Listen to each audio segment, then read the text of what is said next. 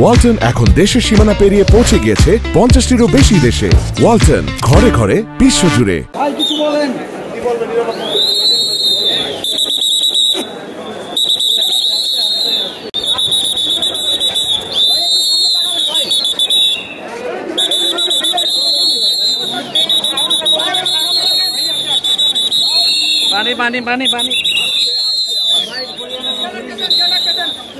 CMM কোর্টের 9 নম্বর আদালত জনাব মিনহাজুর রহমান স্যারের আদালতে পটুয়াখালীর সাবেক মেয়র জনাব মহিউদ্দিন আহমেদকে বাড্ডা থানার হাফেজ মাসুদুর রহমান হত্যা মামলায় উপস্থাপন করে মামলার তদন্তকারী কর্মকর্তা এই আসামির 7 দিনের রিমান্ড প্রার্থনা করে। আদালত উভয় পক্ষের শুনানি শ্রবণান্তে সন্তুষ্ট হয়ে এই পটুয়াখালীর সাবেক মেয়র মহিউদ্দিন আহমেদকে এই হাফেজ মাসুদুর রহমান হত্যা মামলায় 4 দিনের রিমান্ড প্রার্থনা মঞ্জুর করে।